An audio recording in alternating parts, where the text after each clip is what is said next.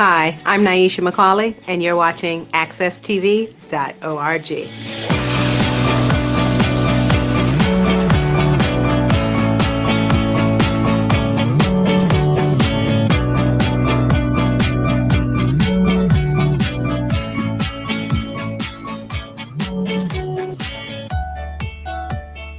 Hello, everyone.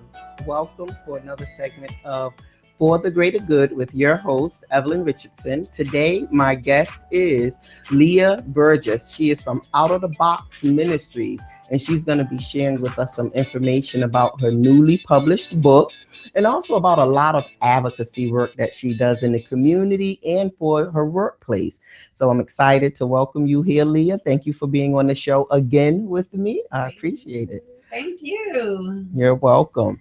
So let's just get started. Give everybody, the viewers, another update on who you are, where you hail from, and how did you land smack dab in the center of Hartford, Connecticut. So my name is Leah, and I am a daughter of a pastor and an elder at Union Baptist Church. That's actually how I ended up in the Hartford area, first in Bloomfield, but now right in the city of Hartford. I'm a Jersey girl, born and raised, kind of, because, as a pastor's kid, you got to go to, my dad didn't go to seminary until I was in the third grade. So I spent 3rd to 6th grade in Rochester, New York, on the Hill, Colgate Rochester Divinity School, something. And so that's it. I am married to this great guy named Che, and we are partners in ministry. And I happen to have the privilege of mothering these 3 gifted, beautiful, sometimes yucky children, depending on what they're talking about. The other day, the boys were talking about different colors for excrements, and they were just listing off, what about purple? What about polka dot? What about green? I was like, is this really happening at breakfast? Yes, it is. So yeah, that's me. That's me. So tell us what you do for work. So I have been working in the movement, the anti-sexual violence movement, for over 13 years. And currently I'm a victim advocate. And my role is a pretty nuanced role in that I work with a team of other advocates who we serve in probation offices and parole offices throughout the state. And so basically I partner, or we collaborate with our parole or probation officers that work on the sex offender supervision unit, along with the sex offender clinicians, the treatment providers that actually provide sex offender treatment. And so my main role there is to notify the victim of the progress of the case after the conviction. So typically there is a victim advocate that will talk with a victim or survivor, maybe, as soon as he or she is sexually assaulted, and they may walk them through the hospital thing. And if they want to report the victimization to the police, they might accompany them to the police station and while they give their statement. And then after that, let's say the case, is substantiated and the police apprehend the suspect, right? So once that suspect now goes to court, there may be a victim advocate that will meet he or she at the courthouse, and those are the court-based victim advocates. After the court is over, after the conviction is done, maybe sentencing, all that, typically around the country, really, a victim is like, okay, I guess that's it, But what we provide is a service of notification and even empowerment, advocacy, support, information, and referrals after the conviction is over. So that's interesting. So do you literally track the when this person is put in jail, when they come home, and then you individually, is it over the sex offender registry that the information goes out, or do you personally contact individual victims? We personally contact the victims. So what a typical case looks like, if you were the probation officer on the unit, I'd ask you have any new cases? And you'd say, yeah, I do. I've got like 5 or whatever. And what I do is I extract information from the file concerning the language around the police report, but also the victim information, name, address, date of birth, that kind of thing. And then what I would do is I would send that person a letter. Now that can be pretty difficult. And also for some, it can be pretty empowering. So imagine, I flipped the role. So now you're not the probation officer. You're going to be the victim now. Imagine you were victimized 10 years ago. And the offender served, 8 years in prison, which is not always the case. And I'm contacting you 8 years after the fact.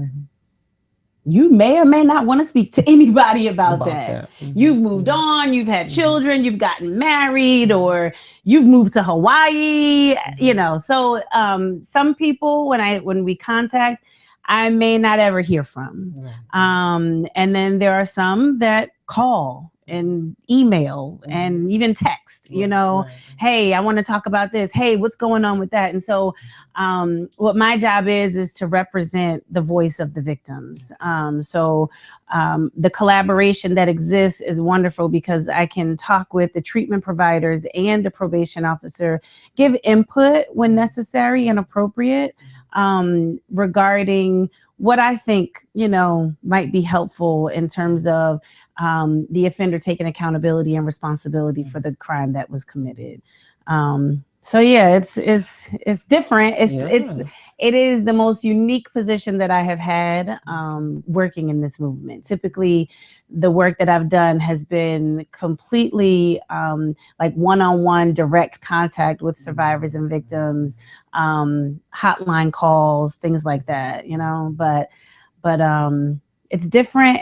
And though I love it, Now, is this neutral to, I'm not sure which town you work in. Is this for a certain city or is this for... Yep. So each of us have our own office.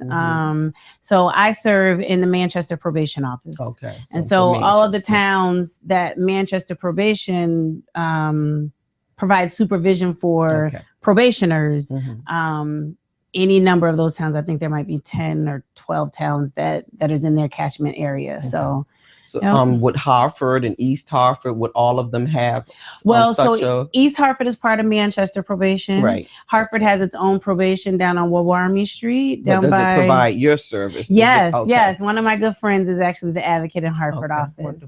And so, so every probation office in the state of Connecticut, there's a victim advocate we do the same work. And then on the parole units, parole doesn't have a sex offender supervision unit, but they have I think it's called special management units. Parole is, still connected to DOC, so it's very different from the way that probation operates.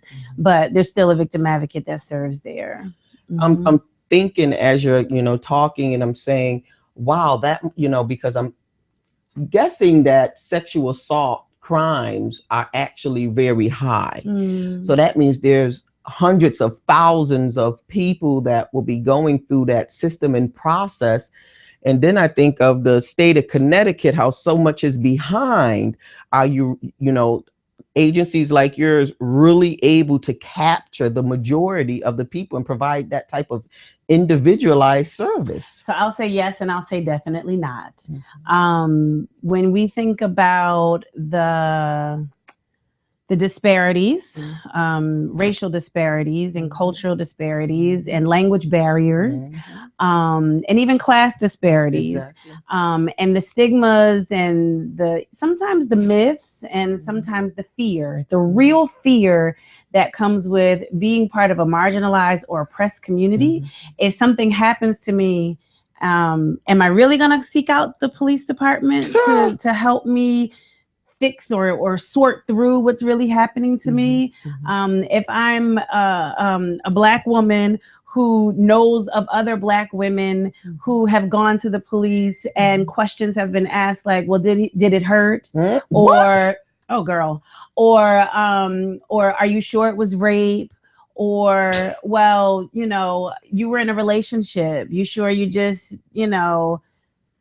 Yes, the victim blaming does not just happen. Your grandmother or your uncle so and so, said, well, you shouldn't have dressed like that. No, it happens in the police department also. And so when you think about that very real type of victim blaming and victim shaming, and I'm Black, or and I'm an immigrant, or and I speak, my first language is not English, or I might be Native American. And I know the role that some police officers, I won't label the whole department, exactly, but some police officers are part of a system that operates and perpetuates oppression. Very much so. Sometimes, oftentimes, that is a huge barrier More for often victims. than Oh, not, yes. The numbers are not accurate because of that. There are some numbers that suggest, like in our mind, because of media, messaging, movies, TV, in our mind, we think of the average survivor of sexual violence being maybe anywhere between like a 18 to 35-year-old white woman, maybe on a college campus, maybe just running and she gets snatched in the woods somewhere, right? But there are numbers that suggest that actually suggest that you and I, the women that we represent, Black women, may be the most highest, or the second highest, Native American women being the highest, in terms of surviving sexual assault. Yeah.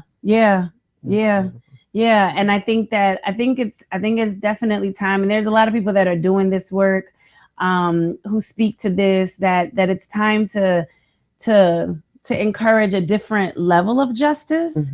There's lots of survivors and even, activist groups that want to enact a sort of restorative justice model or alternative justice models, because it doesn't always work. And I may not want to report my uncle or father or grandfather. I may not want to do that, but do I still want justice? Of course. Definitely. Of course. Do I still want for someone to respect the fact that I've experienced, So that brings up a couple of thoughts in my head. So you talked about restorative justice, and I've heard of that before, and that model was shared with me briefly. I can't remember the gentleman's name, but he actually worked with, I believe, with the Department of Children and Families at the time. And then that's more of a community approach. And it really sounded interesting at the time that it was mentioned to me about maybe 5 or 6 years ago. I felt as though, okay, it sounds wonderful in theory. How do you actually implement that in a fractured community? But then, I'm also thinking that at some point, because I'm watching, I sit back and I watch the police department and how they handle our communities. I sit back and I watch the Department of Children and Families and how they handle our communities. And even, there's a portion of people who have been identified as sex offenders who don't rightly deserve the title. And then there's some that definitely deserve it and should, justice for those victims should be, meted out. How do you is there a suggestion on, since you have been working in this field for a long time, what would be your suggestions to people like myself that very much care about the Black and brown community and want to have a base where we're accountable and we hold each other accountable to be able to deal with some of these dynamics in our communities on our own without bringing in the people that will use classism against us, sexism against us, racism against us, and all those other isms that we face in life? Do we have advocates at your level and certainly at other levels that say, okay, we're tired of you coming in as like, some type of force telling us what's right or wrong, because these things are happening in their communities also. And how do you deal with them? Because we know that if a young Black man goes to jail because he's probably been accused of, sexual assault, and that's just an example because it can be women, but if that happens, and then it happens in a predominantly Caucasian community, the justice meted out can be very different sometimes. I as I'm listening to you, I'm thinking about a quote that Audre Lorde, something that Audre Lorde said that now we quote, and that was, "We can't dismantle the master's house with the master's tools." That's a fact. I do think that it would be expedient for our communities to understand the models that are used, and to even be trained by the masters, right? And so there are trainings that happen at local rape crisis centers to be volunteer advocates and counselors. Sometimes there is a fee associated with that, but the first thing I would definitely encourage you to do is go get trained as an advocate, Evelyn, because the things that you will learn about sexual violence, I mean, a lot of it will rock your world. Sure. But I believe the Spirit of God will speak to you, and in that space will carve out some vision for you, you know? And then the other piece I would say is, there's something interesting about sexual violence that is different from other forms of oppression, because it is a form of oppression. And that is because of the number of women and girls who are impacted by it. We also have to face sexism within our community. And so I would encourage you to, in our community meetings, push the language, you know, make sure people hear you saying there are victims of sexual violence in our communities. Like if you have to say something every time you show up somewhere, just drop that mic. Just drop that mic right there. Just because we need to train our people, especially our male Black leaders in our communities, to include the women and to include the girls and to definitely include the survivors and victims of sexual violence, which are not just girls and women, they're also boys and men. But the stigma attached to men and boys who are sexually violated is completely different. So there's a lot of pushing back that we need to do, I think, first. Can you elaborate on that, how it's different, the stigma applied to males as opposed to females? Well, when we think about some of the language you may have heard growing up, you know, there may have been a girl who, you know, maybe an older man touched her butt, or you found out about a young lady that was sexually assaulted or something like that. Typically, unfortunately, some of our elders might, oh, she's so fast. Oh, she shouldn't have wore that. She always out there with the men. Like, she should know not to hang out, you know.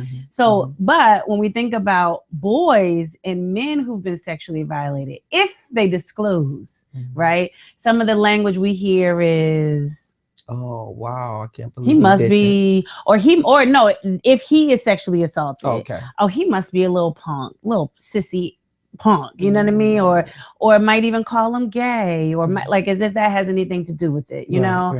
Oh, he couldn't hold his own. What's wrong with him? What's wrong with your son? You know? And so the stigmas that, you know, when we think about how particularly Black men, Black boys are traditionally socialized, right? They're socialized to express two different emotions or two different types of behavior. One is violence and the other is sex. You know, to express whatever it is they got going on in them, they're either gonna fight or they're gonna have sex, you know? And sometimes that sex is not consensual. But when we think about that, both behaviors require passion and even strife. But we don't necessarily educate our boys to express how they're feeling in ways that are healthy. And so when we think about a boy who might disclose being sexually assaulted, the response sometimes from his parents or his family or even his community members are, what you mean you were sexually, you ain't like it? Or why you ain't fight back? I'm gonna take you around there and beat you up. And then, you know what I mean? Like, how many times we heard of little kids getting beat up by their parents and then having to go back around the corner to go fight the boy again or the girl again, you know? Those kinds of things, I think they can kind of they nick at us, you know. And even if it hasn't happened to us personally, we know the stories about our cousins, our friends, our neighbors. I ain't telling nobody about that.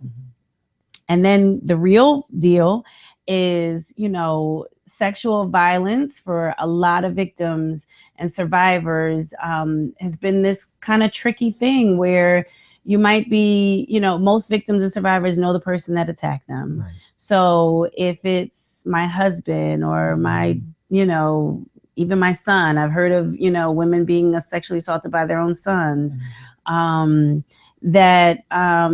you know, that it's hard to report something, some violation that has happened to you, but it's been acted on by someone that you love and care for very deeply. And then the other thing I wanted to mention is the fact that when it comes to children being sexually assaulted, sometimes the conflict is so egregious because of the love factor, because of the respect factor, but also because of the physical factor, right? So our bodies, we're sexual beings, you know, and there are lots of times when you could smell something or hear something or see something, and your sexual your sexual part of you will kind of rise up, you know? And the truth is that some survivors have talked about enjoying, like it physically feeling good, what has happened to them. And so how does a child explain that this is wrong, but it kind of felt good? How do I tell somebody about that? Right. They're not, I don't know what to do with that, you know? That's a lot. Yeah. So now the form of justice that usually happens, that's meted out for offenders, is prison. Sometimes, you know, sometimes they get away. Lord have mercy. But going into the prison system, and I've been far removed from the prison system, so I'm not really green with that anymore. But when I think about hearing from other people who are still, you know, going through that system, that, you know, all of the extras are being taken away because of funding. And you actually, you know, I was like, when somebody told me you actually have to pay to be in prison today, I was like, thank God that didn't stop till I got out of there, because they would have had to kill me. Wow. You know, what's the training that these people are getting? Are people actually able to be rehabilitated from being a pedophile, a rapist, a child molester, or whatever names they've given to those things? Is there really rehabilitation for something like that, or is that something that's in the psyche? What's going on? I mean, I'm not a clinician, you know. I guess my opinion, and my opinion is built on my faith in God, that I believe anybody can be rehabilitated. You know, when I think about the man with the legions in the cave, and how Jesus was coming across the shore, and the demons knew he was coming in, and you know, and then he gets there, and then Jesus, what's your name? Oh, legion, or I think he said man of many legions or something like that. And then it happened. They left. You know, Jesus sent them away. You know. And the man was healed. He was whole. I believe that type of healing and wholeness can come for anybody. And so on the second half of that thought, our criminal justice system, I do not believe, was created on the foundation of wholeness and restoration or healing.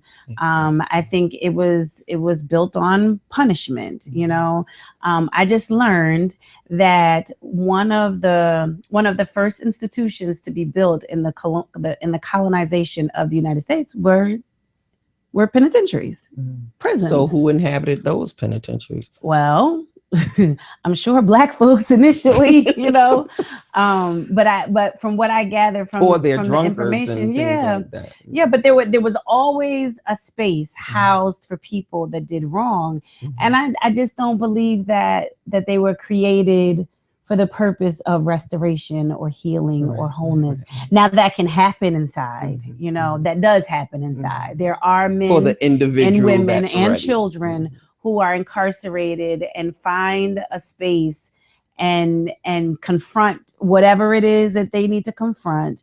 And they have accessed healing and power and empowerment and restoration and redemption even. That happens all the time. And sometimes it is because of a program that the prison puts on, and sometimes it's not. Sometimes it's, a fellow inmate that brings somebody to understanding that there's something else, So yeah, I just don't think it was built for that reason. And that's why I think that's why Jesus said we should go. We need to go visit the incarcerated, because they need encouragement, and they need to know it's something else. They need to know there's something else, even if you're on death row.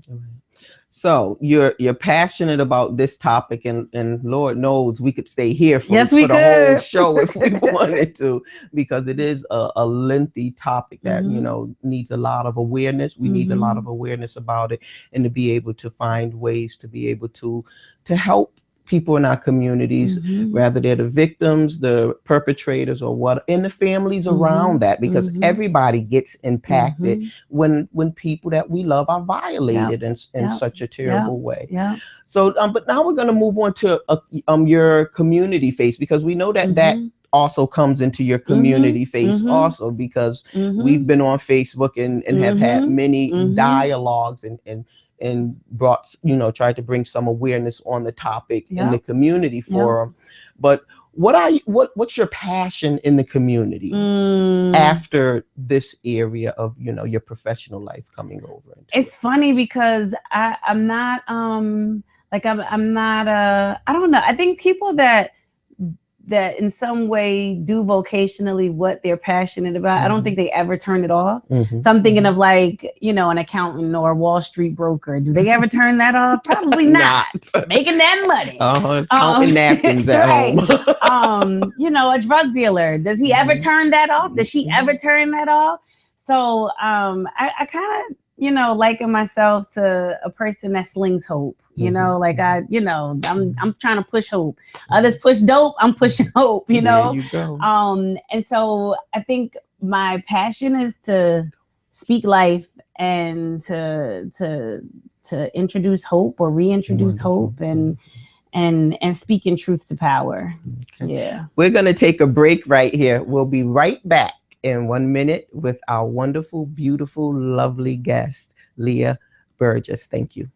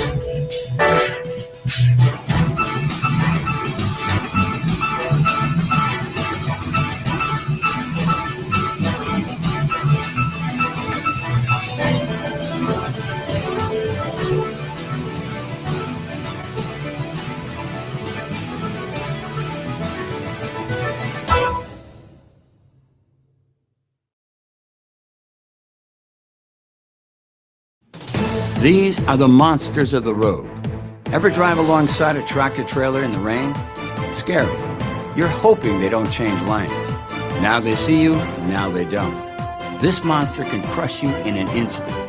They may be insured for millions, but you're not thinking of that in a dangerous situation. I'm attorney Jeffrey Dressler. Have an accident, you know what to do. Because this is what we do. 24/7, 11/22. At Hartford Public Schools, we care about one thing above all, the future of our kids. That's why we're dedicated to providing all students with the knowledge and skills needed in the new global culture. Hartford Public Schools is thriving.